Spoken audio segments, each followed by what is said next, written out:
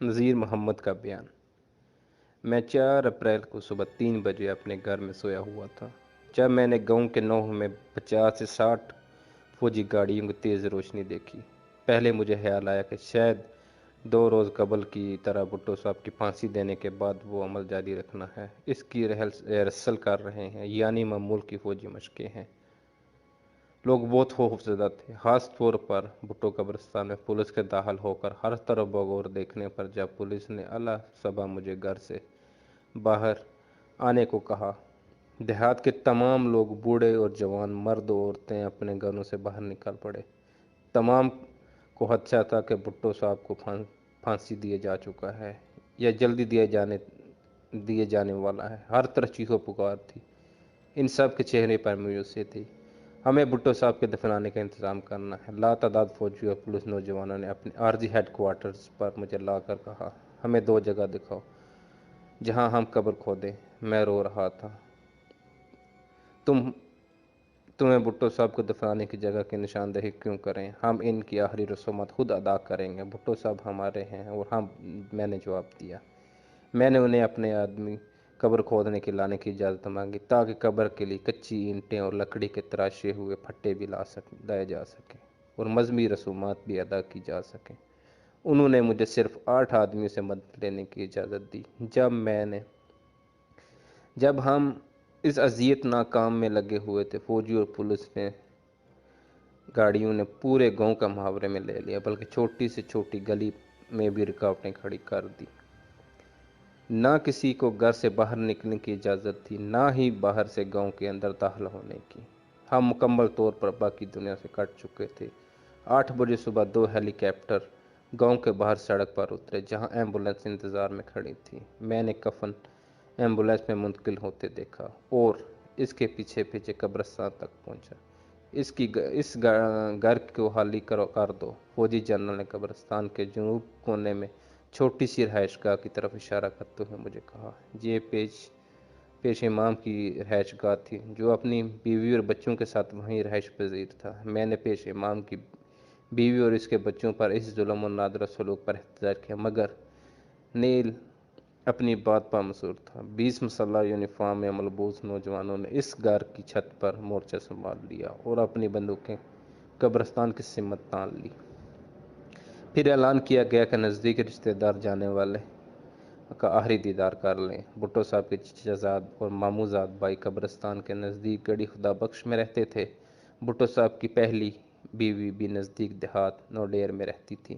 کافی پیش و پیش کے بعد حکام نے مجھے ان کو لانے کی اجازت دے دی۔ جب وہ پہنچی تو ہم نے کفن کو کھولا، میت کو رسی سے باندھے ہوئے چارپائی پر منتقل کیا۔ یہ چارپائی میں اپنے گھر سے لے کے آیا تھا کہ پیش امام کے گھر میں میت کو منتقل کرتے وقت کام آ سکے۔ بھٹو صاحب کی بیوی پردہ کرتی تھی اور اپنے گھر والوں کو اجنبی نظروں سے محفوظ رکھنے کے لیے باہر بے پردہ نہیں آنے دیتی تھی۔ خاندان سے باہر کسی مرد کو اندر جانے کی اجازت نہیں تھی، لیکن فوجی جوان تہذیب و تمدن کے تمام معیار کو کچلتے ہوئے گھر میں داخل ہو گئے۔ جب میت آدھے گھنٹے بعد گھر سے لائی گئی تو میں نے کرنل سے حلفاً بتانے کے لیے کہا، آیا میت کو مذہبی اصول اور روایتی رسومات کے مطابق غسل دیا گیا تھا؟ کرنل نے حلفاً کہا کہ ایسا ہی کیا گیا تھا۔ میں نے مزید تسلی کے لیے کفن کا کپڑا چیک کیا تو دیکھا کہ بس جسم پر کفن موجود تھا۔ ہم اس قدر پریشان اور غمزدہ تھے کہ ہمیں باقی جسم کو دیکھنے کا احساس تک نہیں ہوا۔ مجھے یقین نہیں کہ وہ ہمیں ایسا کرنے کی اجازت دیتے، کیونکہ اس طرح ان کے عمل سے ناممکن ہو جاتے۔ تاہم ان کا چہرہ موتی کی طرح دمکتا تھا۔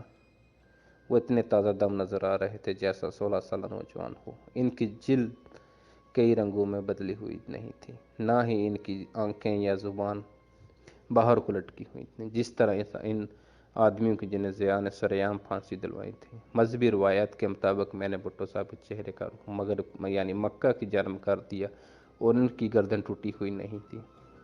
ان کی گلے پر عجیب طرح کے سرخ اور سیاہ نشان تھے، جیسے کسی سرکاری مہر کے ہوتے ہیں۔ کرنل بہت ناراض ہوا۔ 1400 سے 1500 لوگ دیہات کی جانب آگے بڑھتے آ رہے تھے اور شہید کے چہرے پر چمک کو دیکھنے کے لیے बेताब नजर आ रहे थे। इनके चेहरे डरा रहे थे। कर्नल ने लोगों को मुंतशिर होने की सूरत में लाठी चार्ज की भी धमकी दे दी। दफनाने का अमल फौरन मुकम्मल किया जाए, इसने कहा। ज़रूरत पड़ी तो डंडे के इस्तेमाल से भी एतराज़ नहीं करेंगे। वो गम से चला रहे हैं, उनके दिल टूट चुके हैं, मैंने कहा। बंदूकों के जुलूम में हमने मरहूम को आखिरी दुआओं के साथ दफन किया। मरहूम की रूह को स्वाब पहुँचाते हुए हमने इनकी मैयत को कब्र में उतारा। कुरान की तिलावत भी जारी थी। देहात के घरों में से औरतों की आहो ज़रा की आवाज़ें भी आ रही थीं। मुतअद्दिद दिनों तक स्याला में अपने वालिद की मौत के बाद खाना पीना बिल्कुल छूट गया। पानी के घूंट पीती और थूक देती। कोई चीज़ भी निकलने से काबिल नहीं थी। नींद भी उड़ चुकी थी। हर मर्तबा जब भी आंख बंद करती एक ही ख्वाब दिखाई देता। मैं डिस्ट्रिक्ट जेल के सामने खड़ी हूँ, दरवाजे खुले हुए हैं। एक मोम सी शक्ल मेरी तरफ बढ़ती है, पापा कहते हुए मैं इनकी तरफ दौड़ती हूँ। और आ गया मैं, आप आ गए हैं, आप आ गए हैं, मैं ख्याल करती थी। आपको मार चुके हैं, लेकिन आप जिंदा हैं। जो ही इन तक पहुंचती मेरी आंख खुल जाती। ये तल हकीकत मेरे सामने आ जाती कि वो तो जा चुके हैं। कुछ तो खाओ पिंकी, तुम्हें कुछ ना कुछ खाना पड़ेगा, मेरी वालदा ज़ोर देकर कहती। मेरे लिए सूप लाती। जब हम यहाँ से बाहर जाएंगे तो इंतखाबात की तैयारी के लिए तुम्हें पूरी तवानाई की ज़रूरत होगी। अगर तुम अपने बाप के असूलों की खातिर अपनी जद्दोजहद जारी रखना चाहती हो और इस तरह लड़ना है जिस तरह तुम्हारे वालिद लड़े हुए थे, कुछ ज़रूर खाओ। तज़कियत के जो पैगामत हमें मिलते वो हम पढ़ने की पूरी कोशिश करती। मेरी एक ख़ानदानी दोस्त ने 5 अप्रैल को लिखा, मेरी प्यारी आंटी और बेनज़ीर, मेरे गम और दाव बयान करने के अल्फाज नहीं हैं। पूरी कौम इस मौजूदा साने की ज़िम्मेदार है। हम सब मुजरिम हैं। हर पाकिस्तानी गमज़दा है, मायूस है, गैर महफूज है। हम सब गुनाहगार हैं, इस गुनाह में मुलव्वस हैं। इस दिन रावलपिंडी के लियाकत बाग में 10,000 लोग जमा हुए, जहाँ 1.5 बरस कब्ल मेरी वालदा को सुनने के लिए एक बहुत बड़ा हजूम जमा हो गया था। वो हजूम पहली इंतहाबी मुहिम के मौका पर मेरे मुक़ीद वालिद की मोहब्बत में जमा हुआ था। पीपीपी के पर हजूम जलसों को देखकर ज़िया ने इंतखाब को मनसूख कर दिया और मेरे वालिद को मौत की सज़ा दी। अब नमाज जनाजा में शरीक मेरे वालिद के अकीदतमंद हजूम पर पुलिस ने आंसू गैस फेंकी। लोग भागे और पुलिस पर ईंटों और पत्थरों की बारिश कर दी, जिस पर पुलिस अपनी लाठियां लेकर आगे बढ़ी। कुछ गिरफ्तारियां की। यास्मीन और इसकी वालदा, 2 हमशीरा ने नमाज जनाजा में शिरकत की। इस तरह वो एक दोस्त आमना पराचा, जिसने सुप्रीम कोर्ट में दायरे में मेरे वालिद के मुकदमे वकला की इमदाद की। इसकी 2 बहनें भतीजियाँ और 17 साल बूढ़ी आया ने भी जनाजे में शिरकत की। तमाम 10 खवातीन को हिरासत में ले लिया गया। इनके अलावा सैकड़ों दूसरे अफराद भी 2 हफ्तों के लिए कैद कर दी गई। जल्द ही मेरे वालिद की मौत के बारे में तरह तरह की बातें हर तरफ फैल गई। फांसी देने वाला जल्लाद पागल हो गया है। मेरे वालिद की मैयत को तैयारे में ले जाने वाला पायलट को जब पता चला कि मैयत किसकी है, वो इस कदर जज्बाती हो गया कि इसने जहाज़ वापस ज़मीन पर उतार लिया और एक दूसरे पायलट को तैयारा चलाने के लिए बुलाया गया। अखबार में वालिद के खात्मे के बारे में बहुत सी दहशतनाक तफसीलात भरे हुए थे। उन्हें फांसी से कबल इस कदर अजियत दी गई कि वो तकरीबन मर चुके थे। जब उन्हें स्ट्रेचर पर डालकर तख्ते तक ले जाया गया और बार बार दोहराई गई तफसील ये थी कि इनकी कोठड़ी में तशद्दुद के ज़रिए उन्हें कत्ल कर दिया गया है। फौजी अफसरान उन्हें एक कबायली बयान पर दस्तखत करने पर मजबूर कर रहे थे, जिस पर दर्ज था कि मेरे वालिद ने अपना तख्ता उल्टने की साजिश खुद ही इंतज़ाम किया था और ज़िया को मुल्क की बागडोर संभालने की खुद ही दावत दी थी। मेरे वालिद ने फौजी हुकूमत को कानूनी जवाज़ बख्शने के झूठे कागज़ पर दस्तखत करने से इनकार कर दिया। इसी ज़माने में एक रवायत ये भी थी कि एक अफसर ने मेरे वालिद को इस कदर शदीद धक्का दिया था कि वो गिर गए थे। इनका सर कोठरी की दीवार से इस जोर से टकराया कि वो बेहोश हो गए थे और दोबारा होश में ना आ सके। एक डॉक्टर को उन्हें होश में लाने के लिए बुलाया गया, जिसने दिल की मालिश की और होश में आने की दवाई दी, जिससे नज़ीर मोहम्मद के बयान की तस्दीक होती है। इसने इनके गले पर निशान देखे थे, लेकिन अब इन तमाम बातों का कोई फ़ायदा नहीं। ताहम میں اس کہانی کو حقیقت کے قریب سمجھتی ہوں، کیونکہ میرے والد کے جسم پر پھانسی کے دیے جانے کے نشان واضح نہیں تھے، اور آخری پھانسی دیے جانے کے مقررہ وقت سے 3 گھنٹہ پہلے رات کے 2 بجے سوتے میں اچانک میری آنکھ کھل گئی تھی، اور ایک دوسری سیاسی قیدی جنرل نصیر اللہ بابر نے مجھے بتایا کہ وہ بھی رات 2 بجے ایک ٹھنڈی سی لہر محسوس کرنے کے بعد جاگ اٹھے تھے۔ اسی طرح متعدد دوسرے دوستوں اور سیاسی ہمدانوں نے ساتھ دنیا بھر میں ایسے واقعات پیش آئے۔ ایسا معلوم ہوتا تھا کہ میرے والد کی روح ایسا محسوس ہوتا تھا کہ میرے والد کی روح تمام افواہوں کے پاس سے گزر کر گئی تھی۔ یہ افواہیں تو تواتر پھیلتی رہیں۔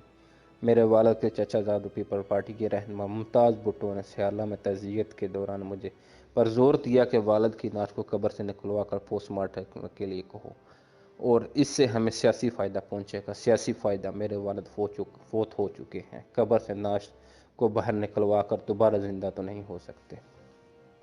انہوں نے میرے والد کو مارنے سے قبل ان کو موت کی کوٹری میں کب زندہ رہنے دیا تھا؟ میں نے چچا ممتاز کو بتایا۔ اب وہ آزاد ہیں، اب انہیں آرام میں رہنے دیں۔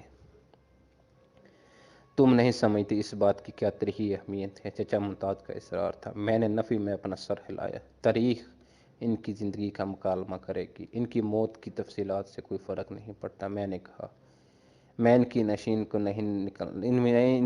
کو نہیں نکالنے دوں گی، ان کو آرام کی ضرورت ہے۔ میری والدہ کی بانجی فہری اور میری بچپن کی دوست سمیہ وحید کی تعزیت کے لیے سیالہ آنے کی اجازت دی گئی۔ انہیں یہ دیکھ کر تسلی ہوئی کہ ہم شدید غم کی زد کے باوجود ٹکڑے نہیں ہوئے، کہ تم شدت غم سے مایوسی کے اس عالم میں کھڑی ہوئی تھی کہ خود کشی پر آمادہ ہو گئی تھی۔ سمیہ نے حکومت کی طرف سے پھیلائی گئی افواہ کا ذکر کیا۔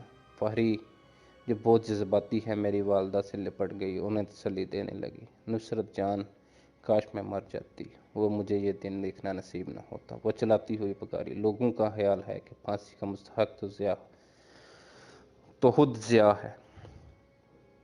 فہری میرے ساتھ پیپل گیر ہوئی۔ اسی نے 1 سال قبل والد کی سزائے موت کی خبر مجھے سنائی تھی، وہ بھی اس طرح کہ میں اپنے کراچی کے گھر میں زیر حراست تھی۔ وہ پولیس کے پہرے داروں سے بچتی بچاتی مجھ تک پہنچی تھی۔ میں اپنے رہائشی کمرے میں بیٹھی ہوئی تھی جب وہ اچانک سامنے کے دروازے کو زور سے کھول کر دڑی کے حال میں منہ کے بل گری، غم سے چلاتی ہوئی فرش پر اپنی پیشانی کو زور زور سے ٹکرے مارتی۔ صرف نصف گھنٹے میں فوجی حکام فہری کو حراست کا احکام بھی تیار کر کے لے آئے، جبکہ وہ اپنے تن بدن میں سیاسی نیت کا ایسا ریشہ بھی نہیں رکھتی تھی، اور اپنے زور و شب و برا جو ماں چونک کے کھیل میں کرتی تھی، اب اسے اگلے ہفتے کے لیے میرے ساتھ ہی قید کر دیا گیا، اور وہ اپنے شوہر و بچوں کے پاس واپس نہ جا سکی۔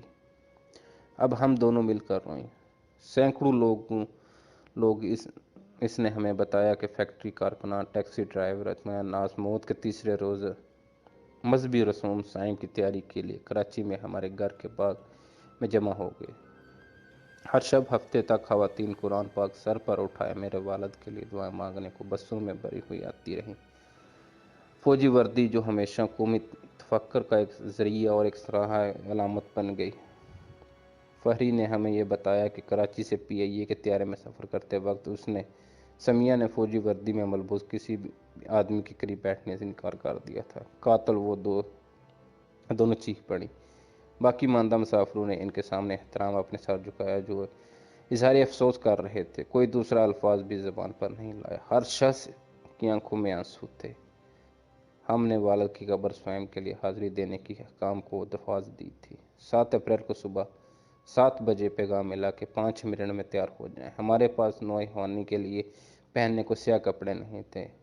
ہمیں اسی لباس میں جو ہم قید خانے میں لے کر آئے تھے جانا پڑا۔ جلدی کرو، جلدی کرو، ایک مارشل لا افسر اصرار کرتا رہا کہ کچھ دیر بعد ہم کار میں ایئرپورٹ کی طرف روانہ ہوئے۔ وہ ہمیں ہر کام میں ہمیشہ جلد بازی پر مسرور کرتے۔ اس خطرے کے پیش نظر متوالہ لوگوں کو نظروں پر پڑی جائے اور وہ ہاتھ ہلا کر ہمارے ساتھ وابستگی کا اظہار کریں یا کسی طریقے اپنی ہمدردی ہمارے لیے ظاہر کریں اور نسبتاً ماشاء اللہ سے ان کی نفرت ظاہر ہو۔ لیکن تمام فوجی احبار غیر انسانی مشینوں پر تبدیل نہیں ہوئے تھے۔ جب ہم ایئرپورٹ پر پہنچے، فوجی جہاز کے عملے افراد سر نیچے کیے گارڈ آف آنر کی شکل میں سن تھے۔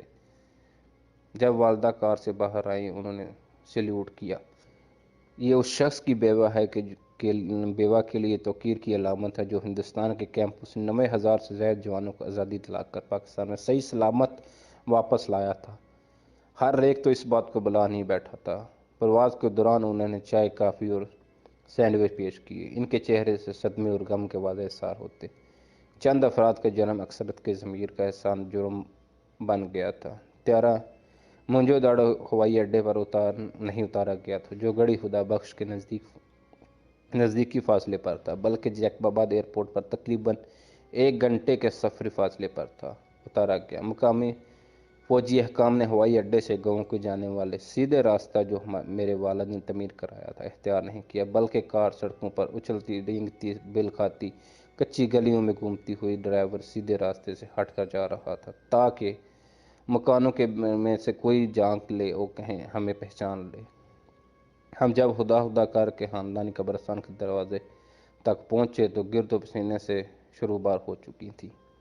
میں تنگ دری میں سے آگے بڑھی تو ایک افسر میرے پیچھے آیا۔ میں وہیں کھڑی ہو گئی۔ ہمیں حکم ملا ہے کہ آپ کو اپنی نظروں سے اوجھل نہ ہونے دیں، اس نے بتایا۔ میں تمہیں اندر آنے کی اور اس جگہ کے تقدس کو پامال کرنے کی اجازت نہیں دے سکتی۔ میں نے اسے کہا، تم میرے والد کو قتل کیا ہے، تم ہی ان کو یہاں لائے ہو۔ اگر ہم اب اس کے لیے روئے چلا رہے ہیں تو تم تنہائی میں کام کرنے دو۔ ہمیں حکم ہے کہ ہم ہر وقت آپ کے ساتھ رہیں، اس نے اصرار کیا۔ تب ہم قبر کی زیارت نہیں کریں گے، ہمیں واپس لے چلو، میری والدہ نے واپسی کا رخ کرتے ہوئے کہا۔ وہ پیچھے ہٹ گیا اور ہم دیوار دار قبرستان میں داخل ہو گئے۔ تقدس کی علامت کے طور پر ہم نے اپنے جوتے باہر ہی اتار دیے۔ ہمیں ماحول کس قدر پرسکون محسوس ہوا، کسی قدر منوس۔ بھٹو خاندان کے آباء و اجداد نسل در نسل وہیں لیٹے ہوئے تھے۔ میرے دادا شاہ نواز خان بھٹو ریاست چونا گڑھ کے سابق وزیر اعظم، جنہیں ہندوستان کی تقسیم سے قبل ممبئی میں خدمات کے عوض حکومت برطانیہ نے سر کا خطاب دیا تھا۔ ان کی بیوی خورشید بیگم، میرے چچا سکندر بھٹو اور ان کے بھائی امداد علی، جن کی شخصیت ایک حکایت بن گئی تھی۔ وہ اتنے خوبصورت تھے کہ کہا جاتا ہے کہ جب وہ کراچی کے عظیم خرید و فروخت کے مرکز تو انگریز عورتیں ان کی جھلک دیکھنے کے لیے اپنی دکانوں سے باہر آ جاتی تھیں۔ دوسرے متعدد رشتہ دار بھی وہی آسودہ خاک تھے۔ یہ وہ زمین تھی جہاں ہماری پیدائش ہوئی اور جہاں مرنے کے بعد ہماری عمر جاتا ہے۔ میرے والد اس سرزمین پر مجھے اس وقت لائے جب میں 1969 میں پاکستان سے ہارورڈ یونیورسٹی میں داخل ہونے کے لیے جانے والی تھی۔ تم دور دراز جگہ پر امریکہ میں جا رہی ہو۔ میرے والد نے یہ بات اس وقت کہی جب میں اپنے آبائی قبرستان میں کھڑی تھی۔ تم متعدد حیرت انگیز چیزیں دیکھو گی اور ایسی ایسی جگہوں تک سفر کرو گی جو تم نے پہلے کبھی نہ سنی نہ دیکھی۔ لیکن یاد رکھو، زندگی میں جن واقعات سے واسطہ پڑے، آخر کار تمہیں واپس یہیں آنا ہے۔ تمہاری جگہ یہی ہے، تمہاری جڑیں یہی ہیں۔ لڑکانہ کی مٹی گرد گرمی تمہاری ہڈی میں موجود ہے اور یہی جگہ ہے جہاں تمہیں دفن بھی ہونا ہے۔ آپ اشکوں کے درمیان ان کی قبر تلاش کر رہے تھے۔ مجھے متعلق علم نہیں تھا کہ انہوں نے انہیں کہاں دفن کیا تھا۔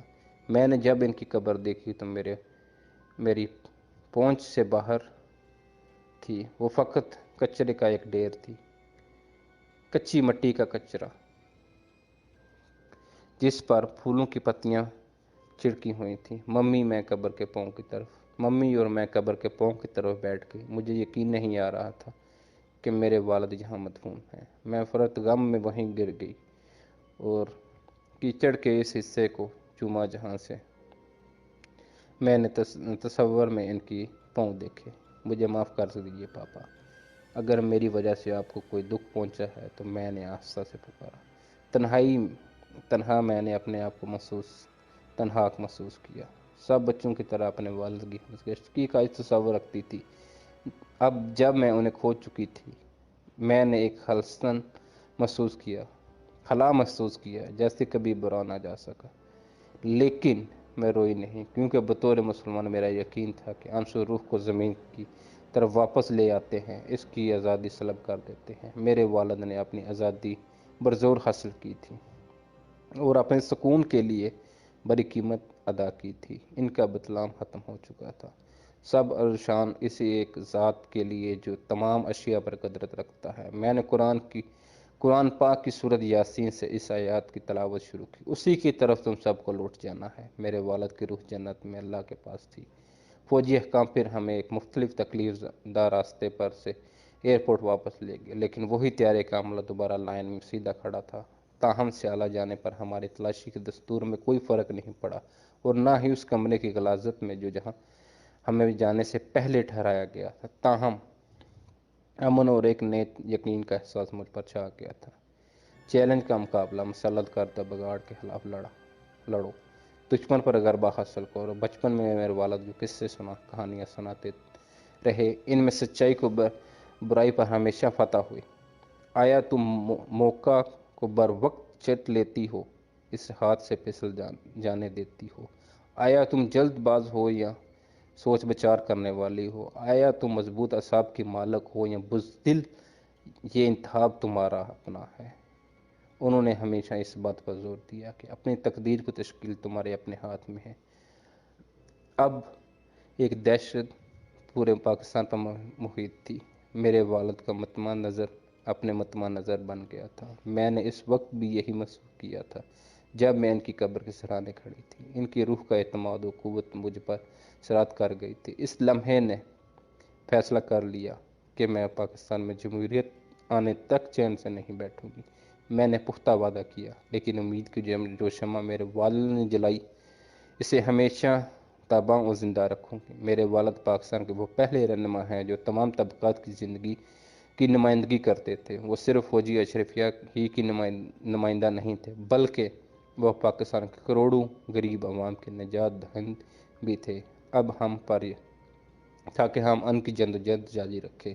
میری والدہ اور مجھ والد کے سوئم پر سیالہ واپس لے جایا جا رہا تھا۔ سپاہی ان سینکڑوں افراد پر آنسو گیس پھینک رہے تھے جو 70 کلفٹن کے باغ میں میرے والد کی روح کو ایسا ثواب پہنچانے کے لیے چوک در چوک جمع ہوئے تھے۔ آنسو گیس کے گولوں کی شدت اس قدر تھی کہ صحن میں لگائے گئے شامیانوں کو آگ لگ گئی۔ ہاتھوں میں قرآن کریم پکڑے ہوئے غمزدہ لوگ اپنے رندی ہوئی آوازوں کے ساتھ وہیں بکھرے ہوئے تھے۔